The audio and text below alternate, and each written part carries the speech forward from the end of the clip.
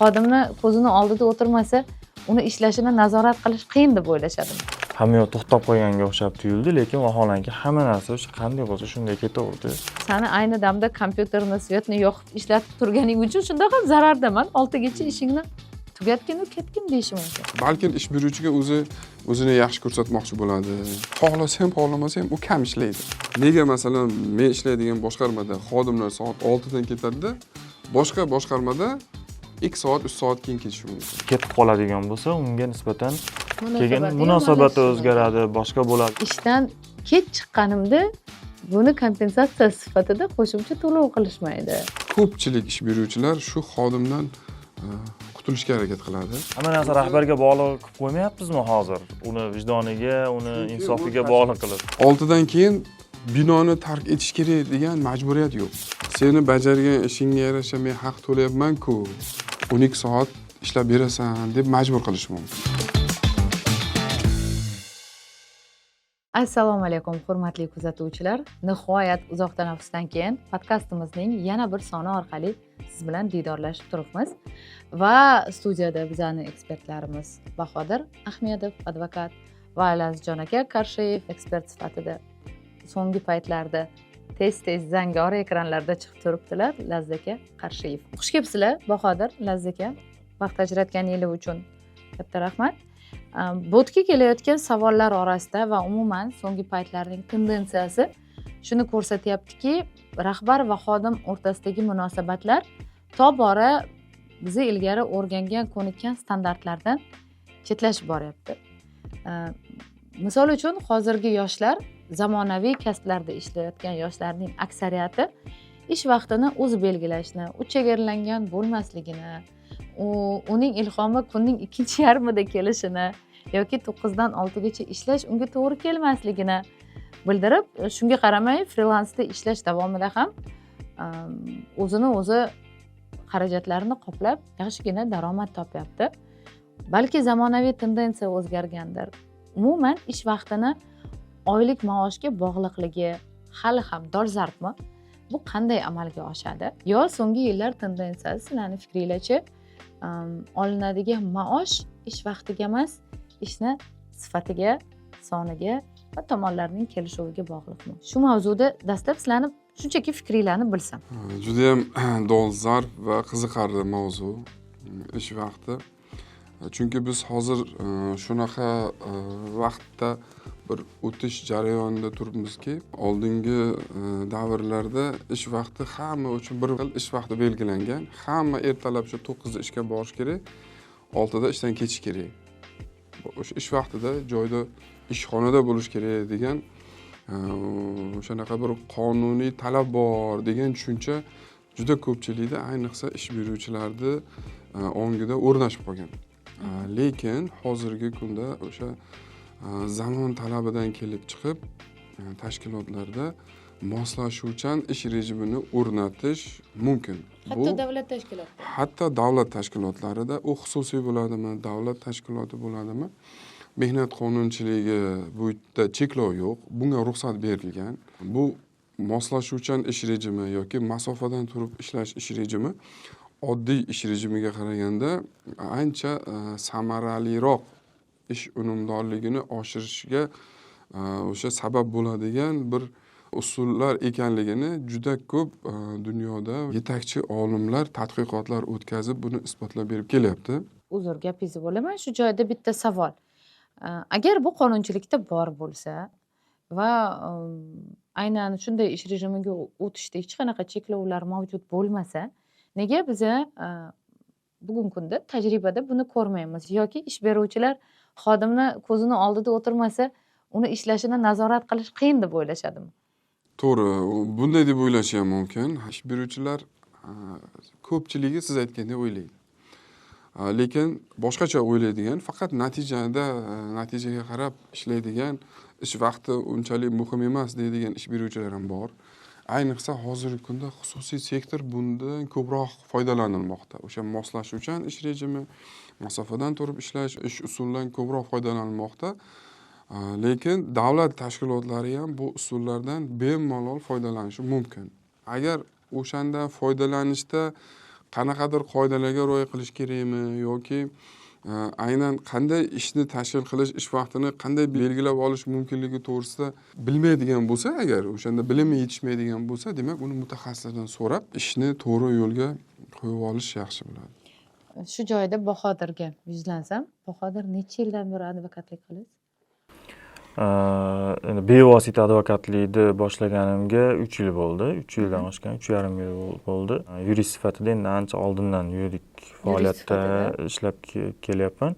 Bitta narsa, siz aytgan ish vaqti masalasida Bilishimcha, sizlarda aynan shu masalada hech qanaqa muammo yo'q. yo'q, advokatlarda ayniqsa umuman muammo yo'q. Chunki birinchidan biz ko'pchilik o'zi firma tashkil qiladi, advokatlik tuzilmasini o'zi tashkil qiladi va ish beruvchi ham o'zi, xodim ham o'zi.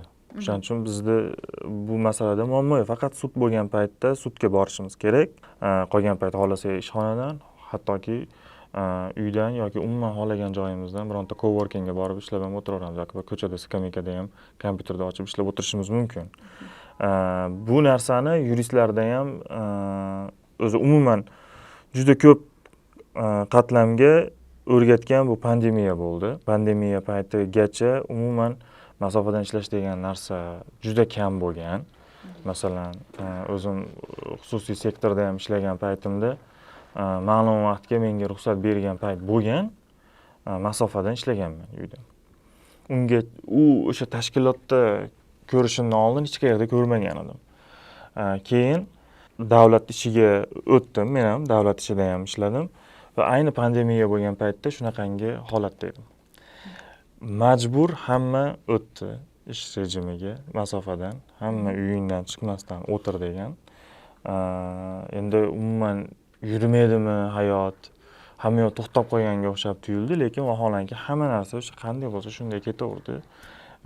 Demak, u masofadanmi, boya aytganingizdek ish beruvchini o'zini ko'zini oldida o'tirasizmi, katta farqi yo'q ekan uni. Asosiysi o'zingizni ishingizni qilsangiz bo'ldi. Endi Lazzaka aytgandek, odamlarda noto'g'ri tushunchalar bor, hali ham o'sha qolipdan chiqishmaydi odamlarda fikrlashi. Va yana bitta shunday qoliplardan bittasi, masalan, pul to'lash masalasi, u ishbay, mana vaqtbay bo'yicha. Shu savolni bermoqchi edim. Ishbay haq to'lash bilan vaqtbay haq to'lashda qandaydir alohida to'xtalib o'tilgan. Mehnat qonunchiligida bu masala bor. Mehnat shartnomasini ham shunday deb tuzsangiz bo'ladi. Lekin nimagadir shu ishbay masalasida hech amaliyotda foydalanilmaydi. Ishbayda amaliyotda ishlab chiqarish korxonalarida xususiy sektorda foydalanishadi. Lekin to'g'ri kam foydalanishadi ishbayda. O'zi aslida ishbay ishlovchi ishchilarda ham ish vaqti belgilanadi. Faqat belgilanadi. Ish vaqti belgilanadi. O'sha belgilangan ish vaqtida, masalan, hamma uchun majburiy bo'lgan 40 soatlik eng ko'pi bilan bir haftada ko'pi bilan 40 soatlik ish vaqti standarti bor. O'sha 40 soatning ichida o'sha ishbay bo'lsa hamki 40 soatning ichida bajarish kerak. Bu narsani. Agar u 40 soatdan ziyod uni yana ish beruvchi jalb qilsa ishga, unga ishbay ish haqi to'lansa ham baribir 2 barobar to'lashga to'g'ri keladi. Qonunchilik amaliyotda endi buni amaliyotda men kuzatmadim 2 barobar to'laganini ishbaynikini, lekin qonunchilik talabi bo'yicha shunday. Deylik, tasavvur qilaylik, bittamiz ish beruvchi rolidamizda. Biz shartnomani shu xodimning ishbay ishlashiga tuzdik va uni har haftalik, har kunlik topshiradigan vazifalari bor. Ish beruvchilar nima deydi? Senga vazifani berdim, bugun ertalab. Sen 8 soatda bu vazifani bajarib bo'lishing kerak edi. Sendan boshqalar bajarib bo'lyapti. Va sen shu davr ichida senga berilgan vazifani bajara olmadingmi? Muammo o'zingniki. Ishni tugatib, keyin ketish kerak degan talab qo'yiladi. Sizni fikringizcha, unday qaraladigan bo'lsa, u ishbay ishlashda ham o'zini vaqtidan ortiqcha ishlanadigan bo'lsa, ish beruvchi pul to'lash kerakmi? Bunaqa holatda ish beruvchimi?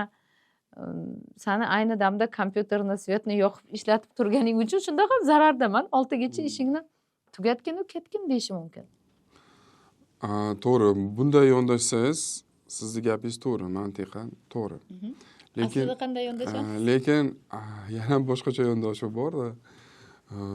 Masalan, 40 soat emas, 60 soat yoki 70 soat talab qilishi mumkin ish beruvchi. Bir kunda masalan 8 soat norma bo'ladigan bo'lsa, 10 soat yoki 12 soat undan ham ko'p talab qilishi mumkin. Seni bajargan ishingga yarasha men haq to'layapman-ku. Bajargan ishingga qancha ish bajarsang, ishingga yarasha ish qilib haq to'layapman-ku. Menga 10 soat, 12 soat ishlab berasan deb majbur qilish mumkin, talab qilish mumkin. Lekin 40 soat bekorga standart belgilanmagan, odam organizmi o'zi bir kunda o'sha 7 soat, 8 soatdan keyingi ishlashi, o'sha yuklama bilan ishlashi, doimiy tarzda ishlashi bu inson sog'ligiga baribir zarari bor bu narsa. Mana shu zararlardan kelib chiqib bu 40 soatlik norma belgilangan. Sizni savolingizga men o'zimni tajribamdan kelib chiqib aytadigan bo'lsam, xorijda ko'rganman. Masalan, bitta restoranda ko'rganman. Xodimlari ertalabdan kechgacha qiladigan ishi aniq. Qaysidir ishda o'sha kuxnyani qanaqangidir ish faoliyatini olib borgizib, kechki payt hamma ishni tugatib chiqib ketish kerak o'sha paytda. Kirgan chiqqani nima qilinadi?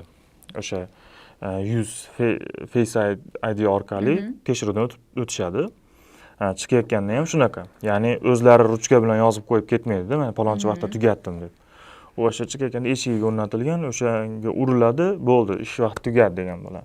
Endi agar yarim soat kech qoldi o'zini aybi bilan, o'sha ishni tugatganda undan ertaroq ketardi. Hech kim kechroq ketaman demaydi-ku, baribir ertaroq tugatib ketaman deydi. Kimdir kech qolib ketadigan bo'lsa, keyin ertasi kuni sen o'sha vaqtga ulgurmading deb unga nisbatan intizomiy chora masalasi ko'rib chiqiladi. Chunki vazifang aniq, bitta odam qila oladigan ish bor. Aytaylik, mana shu ishdan mana shu ishgacha. Masalan, ertalab kelib, kuxnyani ochib, qanaqangidir ishlarini qilib, o'zi funksional vazifasidagi. Kechki payt hamma ishni tugatib, tekislab ketgunigacha bu bitta odamni qiladigan ishiga qarab belgilangan, ularda taqsimlangan bo'lsa, qila olmadimi, yarim soat kech qoldi yoki 20 minut keyin kirdi, biz senga 20 minut ortiqcha pul to'layapmiz, sen kech qolganing uchun, o'zing qila olmaganing uchun buni gardani bizga tushyapti deb turib, bu masala ertasi kuni o'sha kirgan chiqqan nimasi asos bo'ladi. O'shan bilan intizomiy jazo chorasi qo'llaniladi. Chunki u yerda 8 soatdan ortiqcha ishlashda nachисление avtomatik ravishda borsa kerak-da bizda. Avtomatik ravishda. Endi ularda tartibda shunday belgilangan bo'lishi mumkin. Yana bir savol shu joyda tushunarli. Ya'ni siz aytmoqchisizki, qonunchilikka ko'ra va umuman insonning bir mavjudot sifatidagi tabiiy imkoniyatlarni inobatga oladigan bo'lsak, bir haftada 40 soatdan ko'p bo'lmagan muddatda ishlash kerak. Ish beruvchining undan ortiq vaqtda ishlashni talab qilishga haqqi yo'q. Agar talab qilsa, uning uchun qo'shimcha kompensatsiya to'lovini to'lab berish kerak. Ish beruvchi aytayaptiki, deylik, siz uchun qo'ygan topshirig'im aniq, u topshiriqni berilgan muddatda bajarsangiz, sizni ish vaqtingizdan tashqari hech kim ushlab turmaydi, deyapti. Va ish beruvchini ham bunday deyishga haqqi bor. Qo'shimcha vaqt talab qilmasligi mumkin, lekin qo'shimcha shu vaqtni ichida ulguradigan ishini sifatini talab qilishi mumkin. Unday holdachi? Endi bu ish vaqtidan tashqari ish haqida aytyapsiz. Bu bir alohida bir muammoli mavzu, masala, ikki xil holat bo'ladi. Birinchi, o'zi ish vaqtidan tashqari ishda talablari bor. Birinchisi xodim rozi bo'lishi kerak. Xodimning roziligi bilan ish vaqtidan tashqari ish, masalan, ish vaqtidan tashqari ish qachon bo'ladi? Bu 8 soat ish vaqti belgilangan bo'lsa, 8 soatdan ortiq ishlasa, bu ish vaqtidan tashqari ish hisoblanadi-da. Buni eng ko'p muddati bor. Mehnat kodeksi talabi bo'yicha surunkali 2 kun davomida shunaqa yozilgan, 1 kun emas, 2 kun olingan. 2 kun davomida 4 soatdan oshmasligi kerak. Agar bugun 4 soat ishlasa, o'zi ertaga ish vaqtidan tashqari ishga jalb qilish mumkin emas. Bugun ham 2 soat, ertaga ham 2 soat ishlatishi mumkin. O'sha umuman olganda 4 soatdan oshiq bo'lishi mumkin emas. Bundan tashqari noqulay mehnat sharoitlarida ishlaydiganlarga, voyaga yetmaganlarga, nogironligi bo'lgan shaxslarda, bularda ham o'sha ish vaqtidan tashqari ishlatishda tartiblari bor. Bu cheklov haqda alohida gaplashamiz. kam cheklovlari bor. Endi muammo nimada? Muammo o'zi xodim rozi bo'lganmi, rozi bo'lmaganmi? Birinchidan. Ikkinchidan, ish beruvchi o'zi topshiriq berganmi, yo'qmi? Mana biz ko'pchilik biladi va ko'pchilik bu narsani yana xohlashadi, so'rashadi.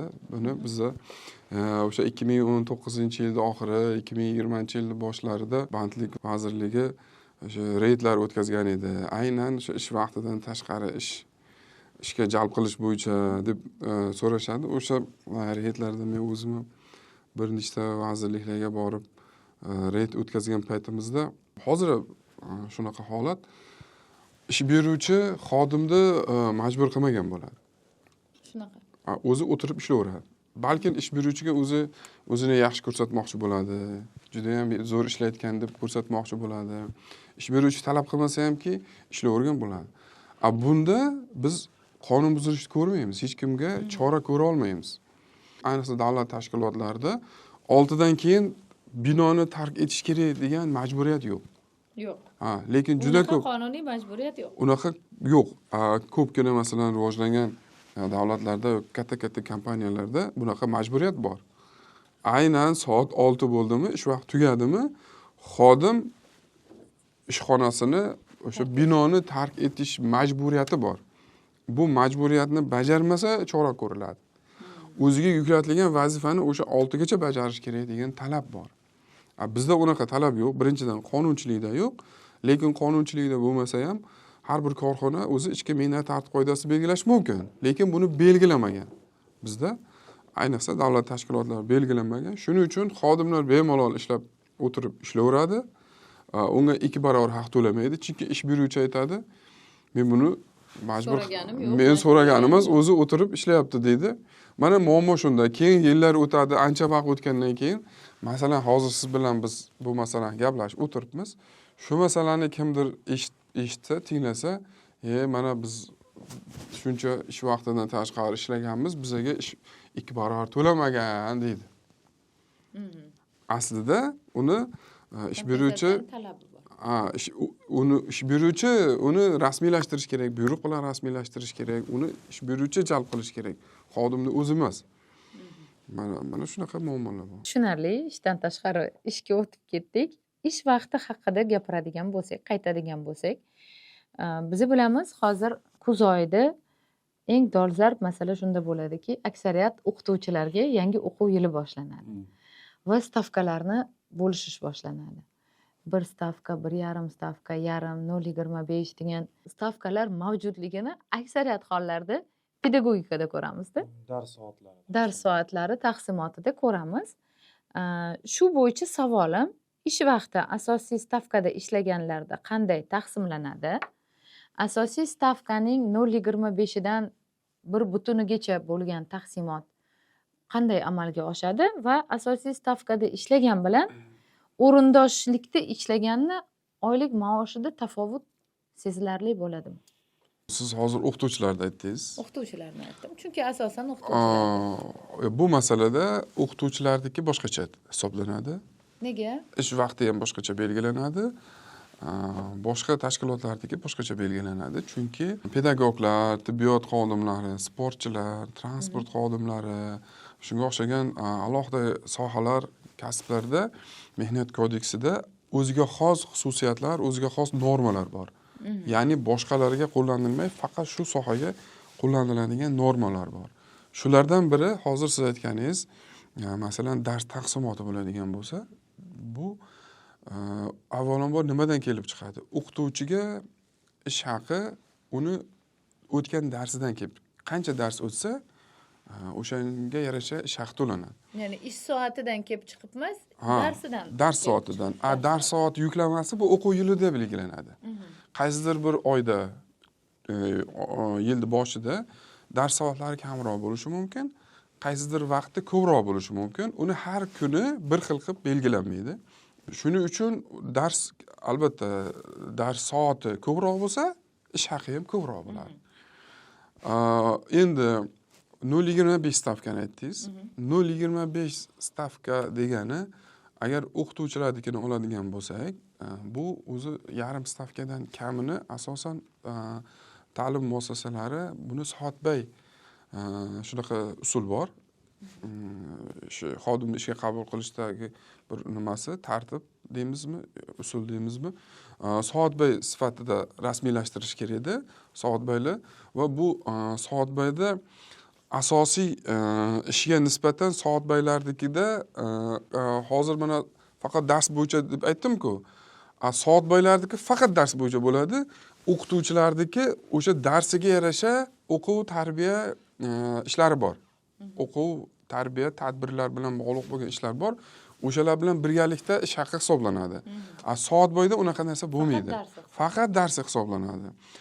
Boshqa tashkilotlarda, ta'limdan boshqa tashkilotlarda, davlat tashkilotlarida 0,25 stavkada ishga qabul qilishda o'zi unga belgilanadigan ish haqini miqdorini aniqlab olish kerak. Agar u mehnatga haq to'lash eng kam miqdordan kam bo'layotgan bo'lsa, uni 0,25 stavkada ishga qabul qilish mumkin emas. Eng kam miqdor qancha bo'lsa? Hozirgi kunda mehnatga haq to'lash eng kam miqdori 1,271,000 shuncha. Hozir belgilangan bo'lsa, o'sha mehnatga haq to'lash eng kam miqdordan kam bo'lishi mumkin emas. Bunda kam haq oluvchi texnik xodimlarnikini agar hisoblaydigan bo'lsak, ularda mumkin emas. Masalan 0,25 stavkada. Boshqa tashkilotlarda, masalan, boshqaruv xodimlarini ham oladigan bo'lsak, men tavsiya bermasdim 0,25 stavkada ishga qabul qilishda. Mayli, o'zi qonunchilikda taqiq yo'q. Taqiqda hozir aytib o'tdim, faqat bitta taqiq bor, o'sha mehnatga haq to'lash eng kam miqdordan kam bo'lmasi kerak. Boshqa taqiq yo'q.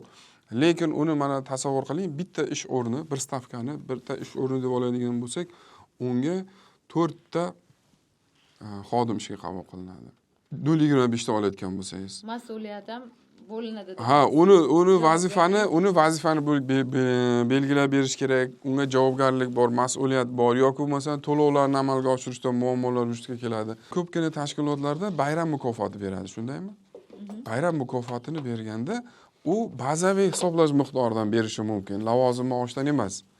Masalan, 1-2 bazaviy hisoblash miqdoridan beradigan bo'lsa agar 8,000 dan ziyodroq bo'ladigan bo'lsa, u narsa uni har bittasiga 8,000 dan berishga to'g'ri keladi-da. Tushunyapsizmi? Qoidasi. Unda o'sha tashkilotda rejalashtirilgan pul yetmay qoladi. Bermasa, uni huquqi buzilib qolinadi. U yarim stavka ishlaydimi, 0,25 stavkada ishlaydimi, 1 stavkada ishlaydimi, hammaga shu miqdorni bergandan keyin u ham masalan ertaga talab qilishi mumkin, uni huquqi bor. Muammolardan bittasini aytdim. Shuning uchun agar 0,25 stavkada ishga qabul qilayotgan bo'lsa, boshqa muammolar kelib chiqadi, buni men tavsiya bermagan bo'lardim. Tushunarli. O'zi umuman olganda ish vaqtining oylikka ta'siri qanday? Deylik, qaysidir oylarda ish kunlari kam, dam kunlari ko'proq bo'lib qoladi. Ayrim oylarda shanba, yakshanba 5 marta tushib qoladi. Shu odamlarning oylik maoshiga ta'sir qiladimi? Yo'q, ta'sir qilmaydi. Qanday holatda ta'sir qilmaydi, qachon qiladi? Siz byudjet tashkilotlarini ayting. Byudjet tashkilotlari bo'ladimi, xususiy tashkilotlar bo'ladimi? 1 oylik lavozim maoshi belgilanadi. Ishga qabul qilayotganda, mehnat shartnoma tuzayotganda 1 oylik ish haqi miqdori belgilanadi.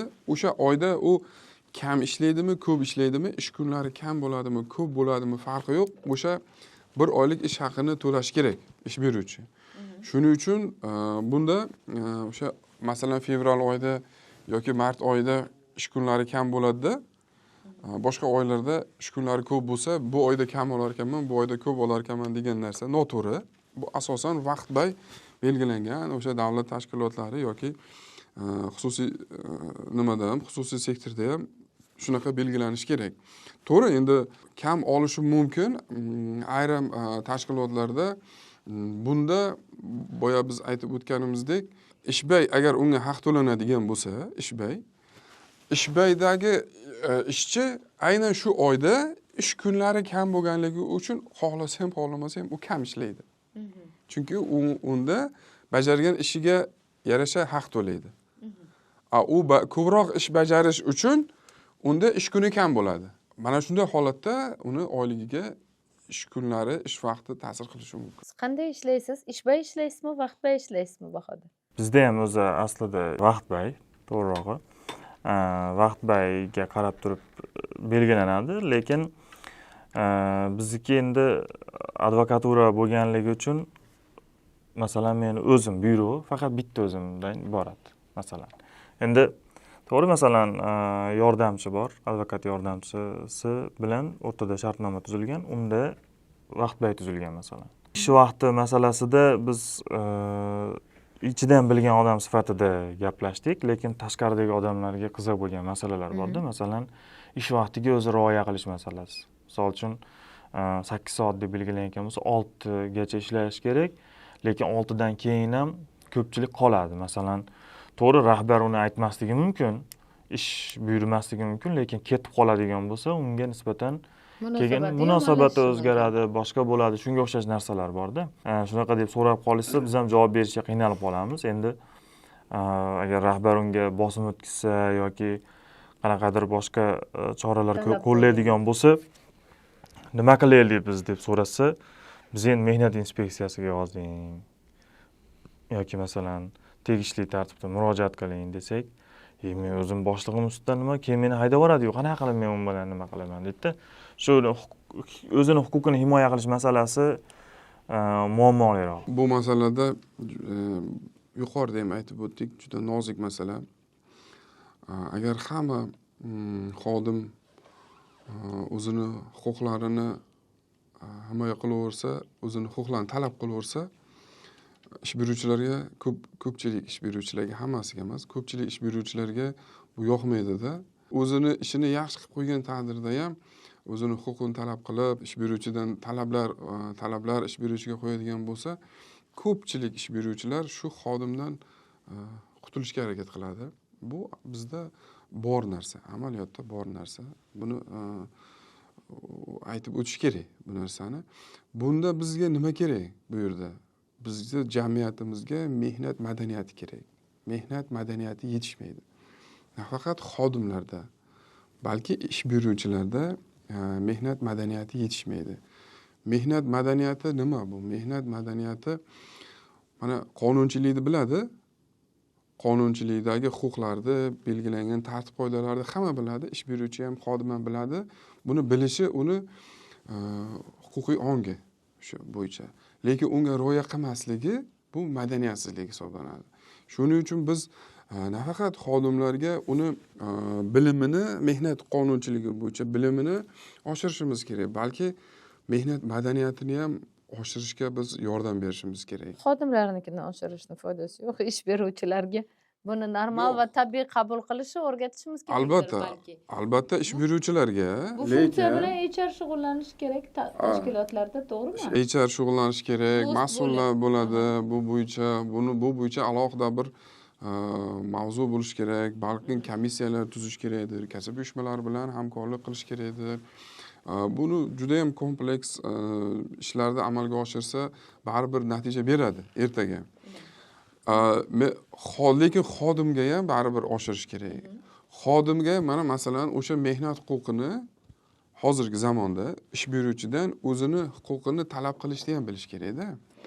O'shani ham agar chiroyli qilib, madaniyat bilan tushuntirib, uni masalan ishdan ertaroq ketishi, uni ishini ertasi kuni unumdorligini ertaga oshirishiga madaniyat bilan muomala qilinsa, balki ish beruvchi bunga e'tiroz bildirmasligi mumkin. Juda ko'p keladigan xabarlarda, juda ko'pchilikni qiziqtiradigan bir savol borda. Ishga kech qolganda maoshimdan ushlab qolishadi. Jarima tariqasida. Ko'p tashkilotlarda Face ID. Lekin nima uchundir ishdan kech chiqqanimda buni kompensatsiya sifatida qo'shimcha to'lov qilishmaydi. O'zi bu yerda adolat mezoni bormi yo mehnat qonunchiligining qayerdadir amal qilinishi yo amal qilinmasligi jihati bormi deb so'rashadi. Deylik, xodimning ish vaqti soat 9 da boshlanadi. U 9:15 da keldi ishga. Lekin ishdan ketayotganda 6 da ish vaqti tugashiga qaramay 6:30 da chiqib ketdi. 15 daqiqa ortiqcha ishladi. U ertalab kech qolganini kompensatsiya qildimi bu vaqt orqali? Yo bu bunday hisoblanmaydimi? Xodimni o'zini fikricha ko'pchilik xodim shunaqa o'ylaydi. Men mana kechqurun ishlab beraman deb o'ylaydi. Lekin bu o'sha tashkilotdagi ichki mehnat tartib qoidasini buzgan hisoblanadi. Agar xodim shu narsani xohlasa, ish beruvchiga buni taklif kiritish kerak-da. Buni mehnat shartnomada aks ettirish kerak. Mehnat shartnomada ish beruvchi bilan xodim shuni kelishib olish kerak. Mayli, menga 9 emas, 9:30 da ish vaqti belgilab bering, men 6:30 gacha ishlayman deb. Mana shunday masala bilan huquqiy yechimi bor bu masalani. Lekin amaliyotda buni juda ham kamdan kam holda qo'llashadi. Vazirligida ham qo'llashadi hatto. Sizning ish vaqtingiz nechadan boshlanadi Laziz aka? 9 dan boshlanadi. Siz o'zingiz mehnat shartnomangizda shunday kiritilishi. Yo'q, menda masalan men o'zimni oladigan bo'lsam, 9 da ishga kelish menga muammo emas. 6 da ketish ham muammo emas. Mana xohlagan odam, xohlagan tashkilot kelib bizni boshqarmani tekshirib ko'rsin. 6 dan keyin bizni boshqarmada mendan boshqa hech kim qolmaydi. Men balkim o'zimda o'sha keyingi ertangi bugungi kunda ishlarimda bir sarhisob qilib olib, qaysini bajardim, qaysini bajarmadim va erta nima ishlar qilaman, qaysi rejalar tuzib olaman. Agar mabodo qaysigadir ulgurmagan bo'lsam, ertanga qoldirmasdan shu bugun ulgurib oxiriga yetkazib qo'yish. Mana shu masalalar bilan balki yarim soat, balki 1 soat yoki 2 soat o'zim o'tirishim mumkin ishxonada, hech kim majburlamasdan. Bu hech qanaqa sizdagi holatda kamyob holat bo'lsa kerak-da. Ko'p tashkilotlarda, ayniqsa davlat tashkilotlarida, lekin ayniqsa shu pandemiyadan keyin tartib o'zgarib ketdi-da. Mana sizlar ham o'sha boya aytdingiz, reyd qilar edinglar. Menimcha shu pandemiyadan keyin to'xtatildi bu narsa. Ochiqchasi gaplashamiz. Qayta tiklanmadi demoqchiman. To'g'ri, pandemiya sabab bo'ldi. Biz tashkilotlarga borishimizga o'sha bitta biz emas, umuman tekshirishlar, monitoringlar, umuman ishxonaga kelish ham muammo bo'ldi. O'sha bilan to'xtab qoldi bu narsa va bu darrov tiklanmadi. Bunga yillar kerak bo'ldi. Masalan, pandemiya bizda ham 20-yilda oxirigacha ham bekor qilinmadi. 21da ham qachonlardir bekor bo'lib ketdi. Aniq bo'ldi, bizda pandemiya tugadi deb e'lon qilinmasdan tugatildi bu narsa. Bitta vazirlik deylik, ochiqchasiga gaplashaylik. Mana nimasida hech qanday muammo yo'q. Bizni vazirlikda hamma shunaqa deb ayta olmayman. Misol uchun, ayrim boshqarmalarda xodimlar 1-2 soat, 3 soat ham hammasi o'tirishi mumkin bu narsani. Lekin ish beruvchi bitta vazir. Men uchun ham, boshqa boshqarma uchun ham. Hech kimga talab qo'ymagan. 8 gacha o'tirasan, 9 gacha o'tirasan. Talab bitta, ichki mehnat tartib qoidasida belgilangan. 6 gacha o'tirish kerak, 6 gacha o'zini vazifasini bajarish kerak. Bajarib tugatish kerak. Ishini bajarib tugatish kerak. Xo'p, ish beruvchi bitta bo'lsa, rahbar bitta bo'lsa, talab bitta bo'lsa, nega masalan men ishlaydigan boshqarmada xodimlar soat 6 dan ketadi-da, boshqa boshqarmada 2 soat, 3 soat keyin ketishi mumkin. Endi u ish xususiyatidan kelib chiqqan bo'lishi mumkin-da. Masalan, sizni ishingiz aytaylik bir monitoring o'tkazish bo'lsa, misol tariqasida aytyapman. Endi siz bo'limingizni bilmayman men. Mehnatga haq to'lash. Mehnatga haq to'lashdir masalan, deylik. Siznikidan ko'ra aytaylik, mehnat intizomini nazorat qilish boshqarmasi bor deylik masalan. Ularda ish ko'p bo'lishi tabiiy holat u. Masalan, sizni ish haqi bo'yicha hozir endi qolganlarga nisbatan ancha tartibga kelgan bo'lishi mumkin ish haqi masalasi. Chunki ko'p narsa elektronniy hozir to'lanadi bankdan. Endi bu masala alohida. Buni hozir boshqa bir masalani ochib qo'ymay, aytmoqchi bo'lganim, bu xususiyat bilan bu xususiyat farqi bor. Masalan, ish ob'yomi yuklamasi har xil demoqchi. Har xil. Mana masalan, vazirliklarni ko'rsangiz, masalan, adliyaning ichida ham notariuslarga bo'lim bor, advokatlar bo'yicha bo'limi bor, yana boshqa bo'limi bor, yuridik xizmat bo'yicha yoki masalan boshqa vazirliklarni ham ko'rsak, aytaylik, tashqi savdo vazirligi deylik, masalan, shartli ravishda olaylik. Masalan, ular ichida misol uchun investitsiya bo'yicha bo'limi bor. Lekin undan ko'ra yuridik xizmat bo'limini ishi ko'proq bo'lishi mumkin yoki viloyatlar bilan ishlash bo'yicha bo'limi ishi ko'proq bo'lishi mumkin-da. Siz tushundim, men buni asoslab beraman. Bu qonunchilikda tartibga solingan. Agar ish ko'p bo'ladigan bo'lsa, bu ish vaqtidan oldin ketish, ishdan oldinroq ketish, ish vaqti tugagandan keyin ketish, bu ishni ko'pligi kamligiga ham bog'liq albatta. Qachon bo'ladi? Agar o'sha tashkilotda ish beruvchi mehnat normalarini to'g'ri belgilamagan bo'lsa, albatta o'sha, ya'ni to'g'ri belgilamagan degani bitta bo'limda ish hajmi kam, xodimlar soni ko'p. Ular bemalol oltini kutishib, olti bo'lishini kutib, oltida chiqib ketishi ham mumkin. Lekin bitta bo'limda ish hajmi ko'pda xodimlar soni kam bo'lishi mumkin. Ular nafaqat 6gacha, soat 12gacha ishlasa ham u ishni tugata olmasligi mumkin. Bu mehnat normalarini to'g'ri belgilanmagani, ya'ni har bitta bo'limga tegishli o'sha shtatlar sonini ajratilmaganligi. Bu narsani o'shandan kelib chiqadi bu bo'yicha. Agar mana hozir prezidentimizning 2022-yil o'sha dekabrdagi 269-sonli farmoni bilan islohotlar amalga oshirildi. Ma'muriy islohotlar amalga oshirildi va o'sha farmon bilan har bitta vazirga shtatlar tuzilmalarni tasdiqlashni u vazirning vakolatiga berdi. Ungacha unday bo'lmagan. Ungacha bu normativ huquqiy hujjatlar bilan belgilanardi. Prezident qarori bilan yoki vazirlar mahkamasining qarorlari bilan belgilanardi-da. Bir marta agar ishlab chiqib tasdiqlansa, bu yana qachon u ishlab chiqiladi, u qaror normativ hujjat bilan o'zgartiriladi.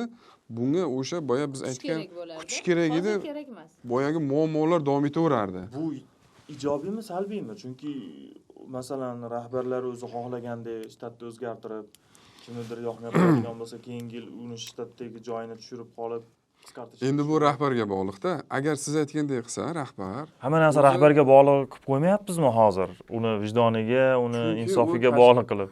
O'sha tashkilot uchun rahbar javob beradi-da. Xodimlar emas, rahbar javob beradi. Xodimlar rahbar oldida javob beradi. Agar siz aytgandek, hozir men aytgandek, normani belgilamasa, o'zi xohlagancha kimgadir yengillik qilib, kimgadir og'irlik qilib, o'shanda ishni tashkil qilsa, bu tashkilot o'ziga oldiga qo'yilgan vazifalarni bajara olmaydi va u rahbar uzoqqa bormaydi. Tushunyapsizmi?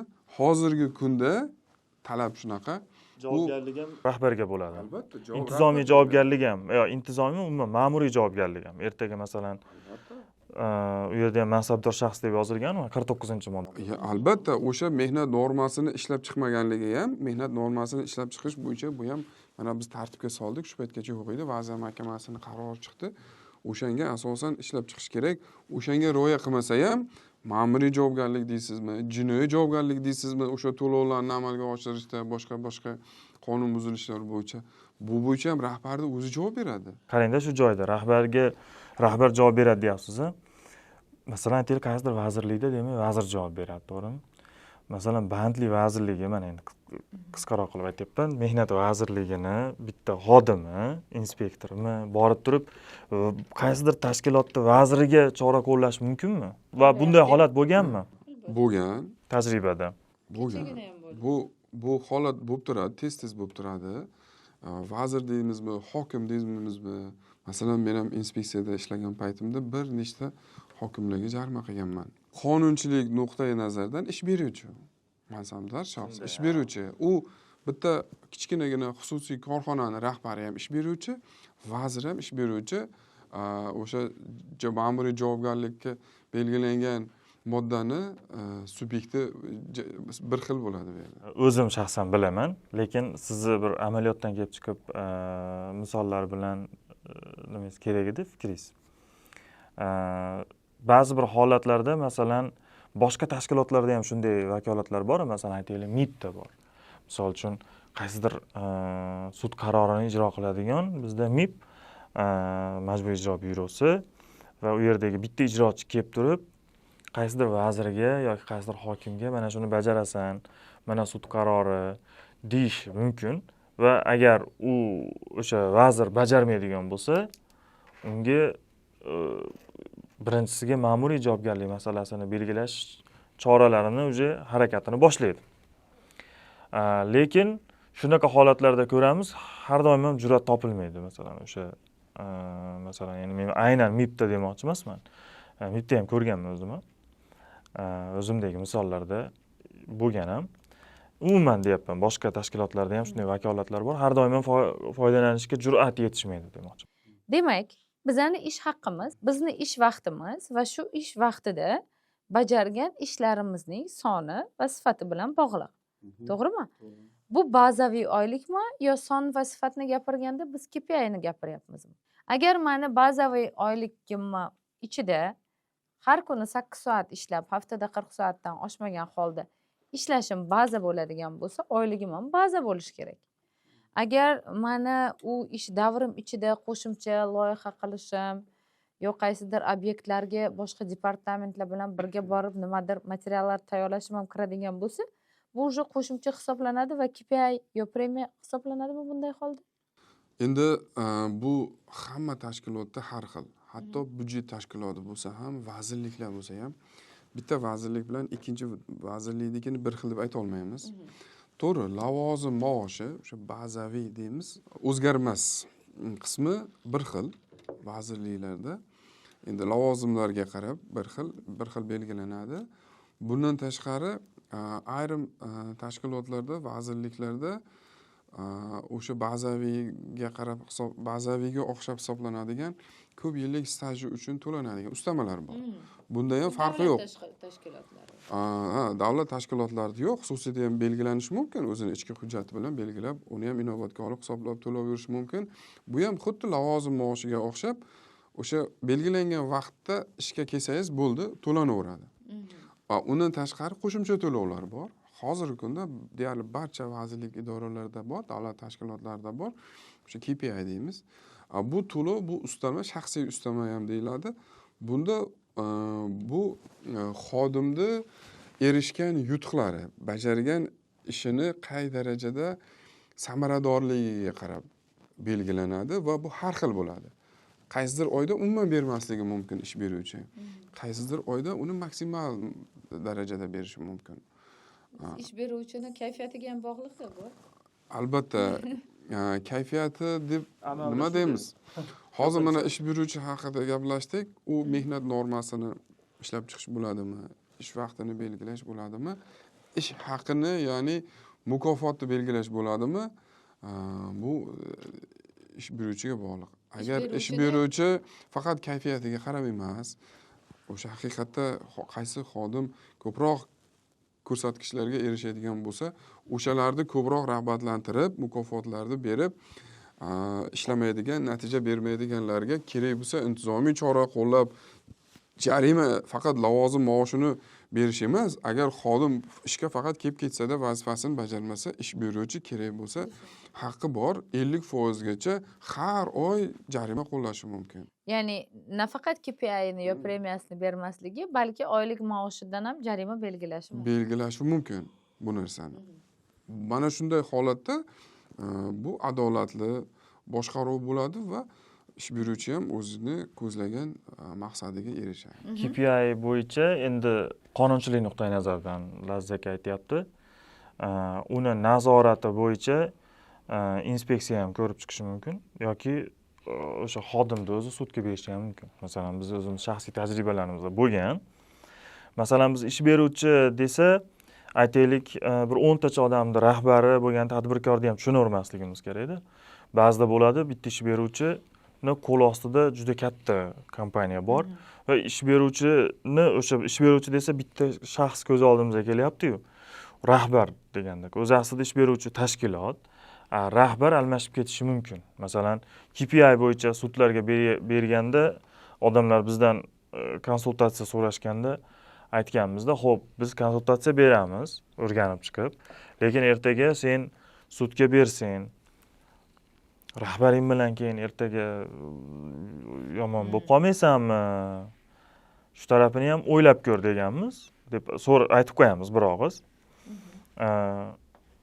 Ko'pchilik aytadi, shunaqa katta kompaniyalarda ishlaydiganlar, rahbarlar kelib ketaveradi.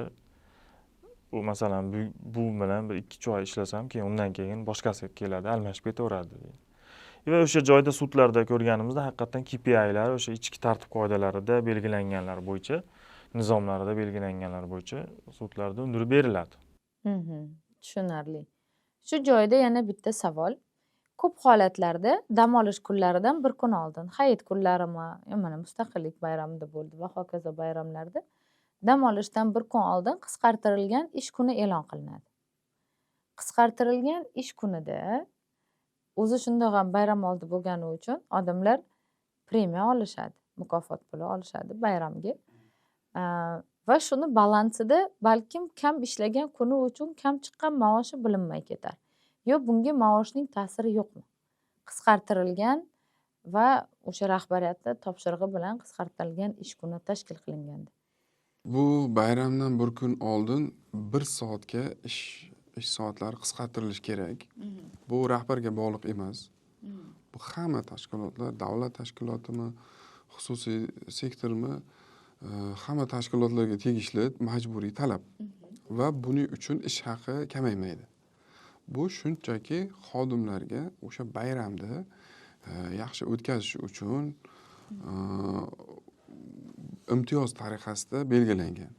Bu narsani bu xalqaro standart juda ko'p davlatlarda qo'llanilgan.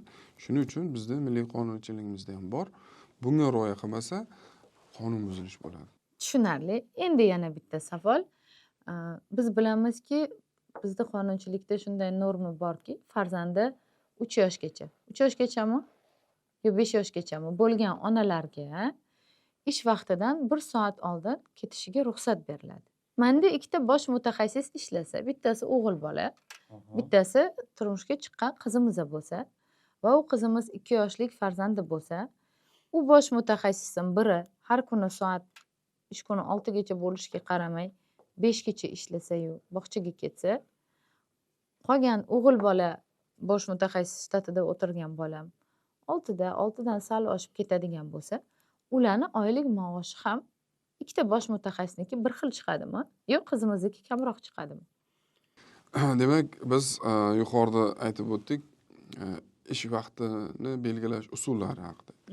Birinchi hamma biladigan o'sha oddiy usul bo'ladigan bo'lsa, undan tashqari moslashuvchan ish rejimini aytdik. Ya'ni ish beruvchi bilan xodim o'zi kelishib ish vaqtini belgilaydi. Ayrim kunlarda ko'proq belgilashi mumkin, ayrim kunlarda kamroq belgilashi mumkin. Bu moslashuvchan ish rejimi. Yana bitta ish rejimini aytdik, bu masofadan turib ishlash. Bu korxonaga, tashkilotga kelib o'tirmaydi, uydanmi, ko'chadanmi ishlayveradi. Bu bir ish usuli. Bundan tashqari yana bitta bir ish usulini gaplashdik. Bu to'liqsiz ish rejimi. Ya'ni yarim stavka, 0,25 stavka dedik. Bularda to'liqsiz ish rejimi deyiladi. Va hozir endi siz berayotgan savol bu qisqartirilgan ish rejimi. Va nihoyat 6-rejimga keldik. Qisqartirilgan oxirgisi bu qisqartirilgan ish rejimi. Qarang, to'liqsiz ish rejimi bilan qisqartirilgan ish rejimini farqi aynan o'sha to'lovda. To'liqsiz ish rejimida qancha vaqt ishlasa, yarim stavka bo'lsa, 4 soat ishlasa, 4 soatga yarasha to'laydi. Qisqartirilgan ish rejimida bunda to'liq to'laydi. Demak, 1 soat oldin ketadi. Shunday, masalan, 3 yoshga to'lmagan farzandi bor ayollarda, farzandi 3 yoshga to'lgunga qadar ularga Mehnat kodeksida, hozir aniq moddasi esimda yo'q, Mehnat kodeksida belgilangan 1 soatga qisqartirish kerak. Bunda nimasi kam bo'lmasdan, ish haqi kamaymasdan turib qisqartirilishi kerak. Bu nafaqat nimalarga, 3 yoshga to'lmagan farzandi bor ayollarga, balki masalan nogironligi bo'lgan shaxslarga, voyaga yetmaganlarga, shunga o'xshagan toifalar bor. Bularga ham qisqartirilgan ish vaqti rejimini belgilashga ish beruvchilar majbur va to'liq ish haqini to'lab berishga majbur. Bu o'sha bizda mana hozir yangi konstitutsiyamizda ham belgilab qo'yildi. Ijtimoiy davlat O'zbekistonda ijtimoiy davlat deb belgilanishi o'sha ijtimoiy davlatning bir ko'rinishlaridan biri. Kichkina bir ko'rinishlaridan biri. Tushunarli. Ya'ni bu qisqartirilgan ish rejimiga kiradi. Yana bir savol. Siz moslashuvchan ish rejimi haqida bungacha gapirdingiz. Deylik, men ishga kirishdan oldin rahbarim bilan to'liq ish rejimini gaplashib olganman va sizlarga paradoks tuyulishi mumkin, lekin suhbat jarayonini o'zidayoq men 9 dan 6 gacha ishla oladigan kadr emasman deganimda, ish beruvchi sizga nechidan ishlash qulay bo'ladigan bo'lsa, mehnat shartnomangizga shu vaqtni kiritib qo'yamiz degani men uchun yangilik bo'lgan vazirlikda yo davlat tashkilotida bunaqa bo'lishi mumkin deb o'ylamaganman. Demak, o'zgarishlar Xabarim bor. bu yo'nalishda ham bor ekanda. Va deylik shunday ishlayapman. 10 dan 7 gacha ishlab kelyapman. Qaysidir momentda aytdimki, yo'q, endi men moslashuvchan ish rejimiga o'tmoqchiman. Yo masofadan turib ishlamoqchiman, chunki qandaydir qo'shimcha ishlarim bor yo qandaydir oilaviy masalalarim bor desam, u momentda ham mehnat shartnomasiga yana qo'shimcha kiritiladimi yo bu og'zaki kelishuv bilan qilinaveradimi? Yo'q, bu mehnat shartnomaga o'zgartirish kiritish majburiy bu yerda. Chunki og'zaki kelishuvda u kelishuvni siz yoki ish beruvchi buzib qo'yishi mumkin. O'shanda uni keyin asos bo'lmaydi uni kelishganda. Masalan, fuqarolik kodeksida og'zaki kelishuvlar bor. Og'zaki kelishuv bilan hal etiladigan ishlar, masalalar bor. Lekin aynan mehnat munosabatlarida kelishuv bu yozma shaklda, ya'ni mehnat shartnoma bilan bo'lishi kerak. Unga o'zgartirish kiritish ham xuddi shu shaklda bo'lishi kerak. Ya'ni mehnat shartnomamizda yozilgan-u tartibi. Unga o'zgartirish ham xuddi yozma shaklda bo'lgan bo'lsa, u ham yozma shaklda bo'lishi kerak degan qoida. Qisqa davrga bo'lsa-chi, deylik, men 1 oy masofadan ishlamoqchiman, keyingi oy moslashuvchan rejimda ishlamoqchiman, keyin to'liq ishga qaytishga tayyorman. O'sha narsani mehnat shartnomada ko'rsatiladi. Qisqa muddatga bo'lsa ham Qisqa muddatda bitta band bilan o'zgartirish kiritiladi. Masalan, shu vaqtdan shu vaqtga qadar ish rejimini belgilaysiz, qaysi vaqtda ish kelasiz, qaysi vaqtda ketasiz. Ish beruvchi ham shunga rozi bo'lsa, ikkita taraf imzolaydi, bemalol ishlaverishingiz mumkin. Tushunarli. Bu narsa masalan buyruq bilan rasmiylashtiriladi degan tartib kiritib qo'ysa bo'ladimi masalan? Yani buyruq qabul qilish majburiyati yo'q qonunchilikda. Shartnomada bo'lsa-chi? Shartnomada bo'lsa bo'ldi, o'shani o'zi yetarli. O'sha yetarli. Buyruq qabul qilish o'zi men ko'p joyda aytaman, biz kamaytirishimiz kerak. Bu buyruqlar ortiqcha bizda qog'ozbozlik, eski davrdan qolib ketgan ortiqcha qog'ozbozlik. Hozirgi kunda mana ko'pchilik xabari bor. Biz o'zi buyruqlarni mehnat kodeksidan ham chiqarib tashlamoqchimiz. Hozirgi kunda mehnat kodeksiga o'zgartirish kiritish to'g'risidagi qonun loyihasi yuqori tashkilotlarda, yuqori bosqichlarda turibdi. Buni agar qabul qilinib qolsa, masalan, ishga qabul qilishda buyruq rasmiylashtirish bo'lmaydi.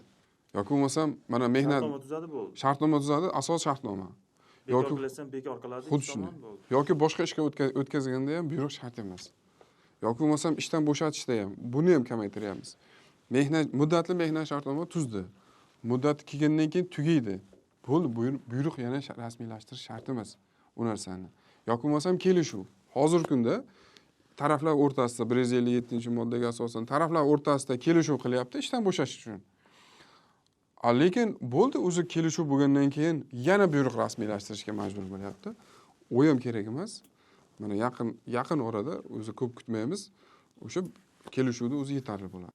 Biz bugun siz bilan ish vaqti va ish vaqtining oylik maoshga ta'siri haqida gaplashdik. Ish vaqtini belgilashning shunday qilib necha xil usuli bor bizda? 6 ta ekan. Biz 5 tasini aytib o'tdik. Bittasi qoldi. Birinchisi odatiy.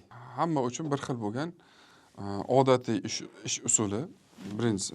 Ikkinchisi moslashuvchan ish rejimi. Odatdan ko'ra sal boshqacharoq bo'ladi.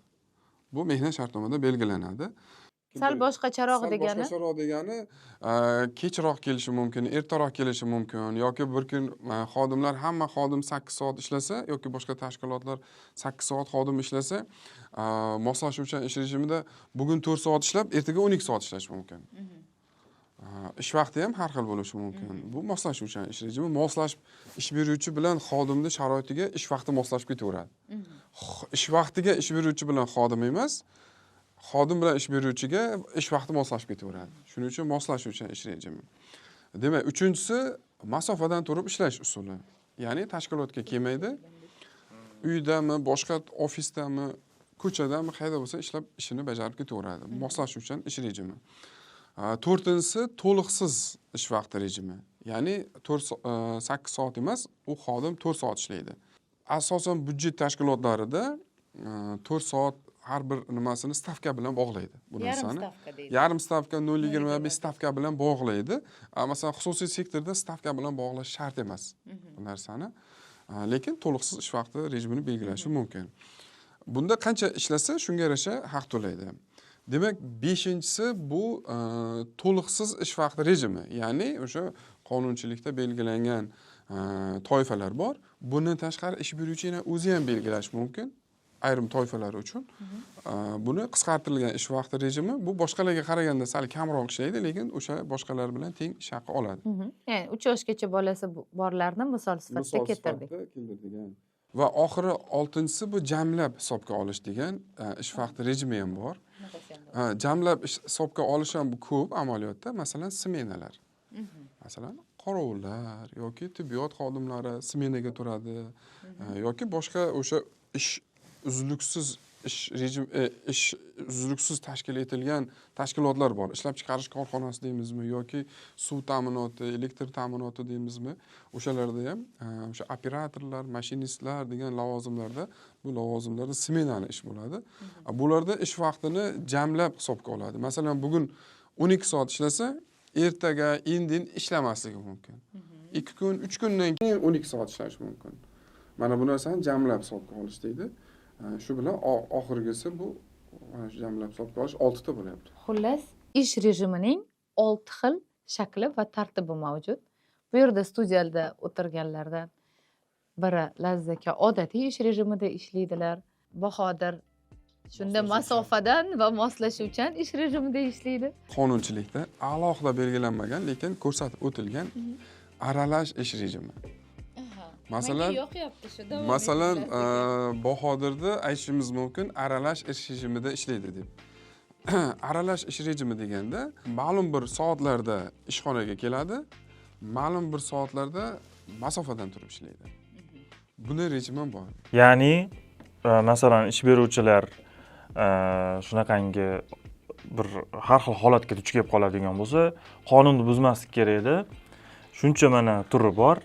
O'ziga ma'qul keladiganini to'g'rilab olib, eng asosiysi qonun doirasida o'zaro kelishuv bilan qilsa bo'ladi. Qonunchilikda bunga sharoit bor. Aralashmi, kimdir masofaviymi yoki moslashuvchanmi, shunga o'xshab turib, vaziyatga qarab turib qilsa bo'ladi, eng asosiysi. Shunday. Qonun buzmasdan. Barchaga e'tiboringlar uchun rahmat. Biz bugun ish haqidagi podkastimizda ish rejimi va ish vaqti mavzusida gaplashdik.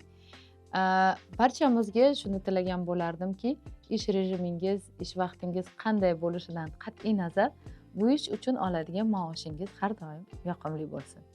Rahmat Laziz aka, Bahodir, vaqt topib kelganingiz uchun. Shu joyda aytib o'tsak, bugungi mavzumiz bo'yicha qo'shimcha savollar bo'lsa, Laziz aka, Bahodir, sizlar tayyorsizlar-ku kommentariyda. Albatta, ish rejimini belgilash. Hozir biz juda ham ko'p 7 ta usulda aytib o'tdik. Bu 7 ta usul ko'pchilikka yangilik bo'lishi mumkin. Uni qanday o'rnatish kerakligini balkim bilmasligi mumkin. Albatta, bu haqida bizga murojaat qilsa, o'zini o'sha izohlarda qoldirsa, biz yordam berishga tayyormiz. Ya'ni, hurmatli kuzatuvchilar, sizning bugungi mavzu bo'yicha har qanaqa savollaringizga bizning ikkita malakali huquqshunosimiz batafsil sharhlarni o'zida javob berishga tayyor. E'tiboringiz uchun rahmat. Xayr, salomat bo'ling.